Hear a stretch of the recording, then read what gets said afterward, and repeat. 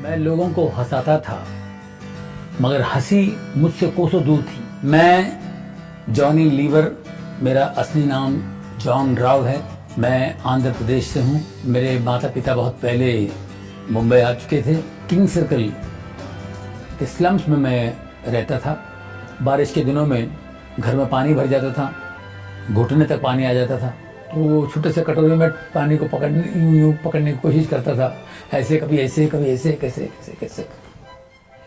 तो इन्हीं हरकतों से कॉमेडी, डांस मेरे अंदर से निकला बाहर। और मुझे बचपन से ही लोगों की नकल करना, लोगों की कॉपी करना, ये इसकी आदत थी। लोग बड़ा एंजॉय करते थे।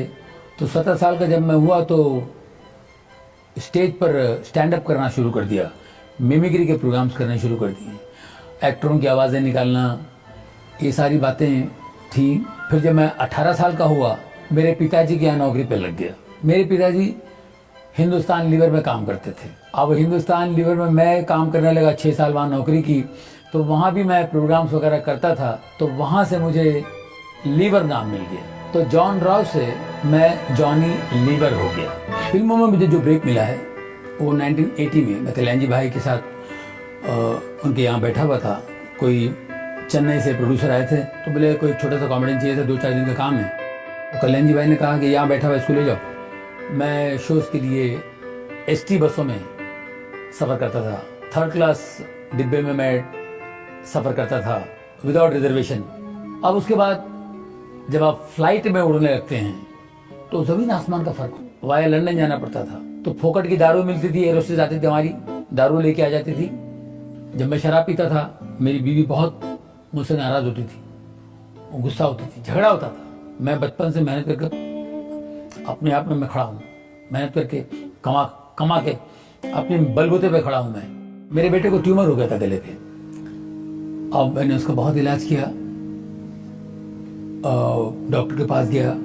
डॉक्टर ने कहा इसका ऑपरेशन करना पड़ेगा। तो मैंने कहा कर दीजिए। बोले आप बेफिक्र रहो, 15 मिनट में इसको ठीक कर दूंगा। मैं ऑपरेशन थिएटर में जाता हूँ तो मेरा बेटा टेबल पे लेटा हुआ है और इतना बड़ा कट था उसका।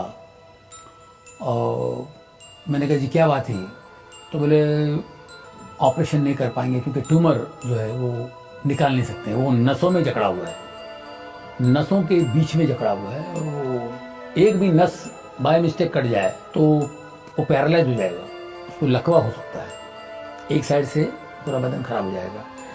बोले क्या करना चाहिए? बोले बंद कर दो ऑपरेशन।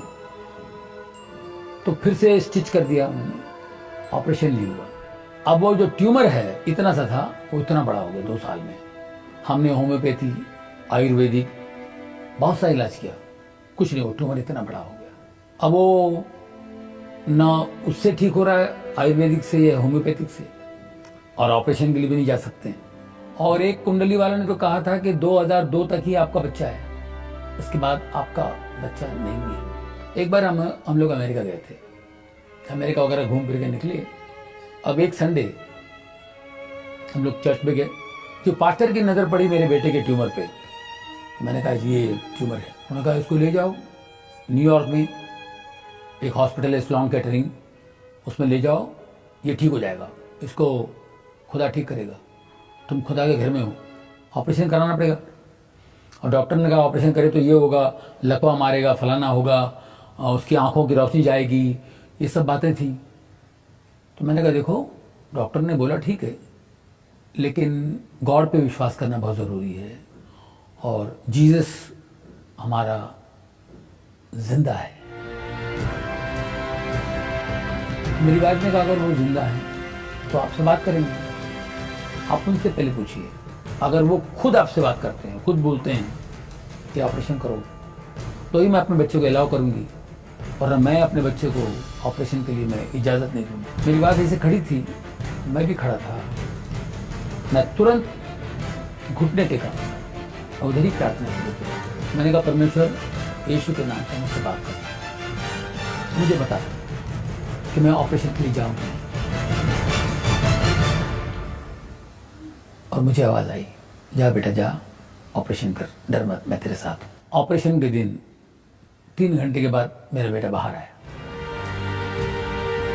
हम लोगों को डर था, जैसे कि यहाँ उन्होंने कहा था कि पैरालाइज होगा, आंखों की रोशनी कम होगी, लेफ्ट हैंड बिल्कुल 100% पैरालाइज होगा। लेकिन मेरा बेटा 3 घंटे बाद जब बाहर आया, अपने लेफ्ट हैंड से बोला, daddy I am absolutely alright. बिल्कुल ठीक था। 11:30 बजे वो बाहर आया और 12:30 बजे वो वीडियो गेम खेल रहा है। बिल्कुल कोई प्रॉब्लम नहीं। मैं बिल्कुल नरक में था, गलतियों में था, पाप में था। मैंने कहा कि आप मेरी प्रार्थना परमेश्वर सुनते हैं, और इतना बड़ा चमत्कार हो सकता है। जिस दिन मेरा बच्चा ठीक हुआ, उसका ऑपरेशन बिल्कुल सही तरीके से हुआ, उसको जब चंगाई मिली, मेरी जिंदगी बदल गई। मैंने सारी चीजें छोड़ दी, शराब, सिगरेट, गंदी बातें बोलना, किसी के बारे में गलत बोलना। मैंने कहा उसको छोड़। शराब में 1.5 बोतल पीता था और 4 पैकेट सिगरेट पीता था। बहुत मुश्किल था मेरे लिए छोड़ना ये। बारिश के मौसम में बहुत तकलीफ होती थी, मुझे तलब आती थी, लेकिन मैं प्रार्थना करता था कि परमेश्वर मुझे शक्ति दे, यीशु मुझे ताकत दे। जब परमेश्वर की रोशनी आती है तो एक ताकत आती है आपके अंदर, और उस ताकत से आप इन चीज़ों को फॉलो कर सकते हैं, इस मार्ग पर चल सकते हैं।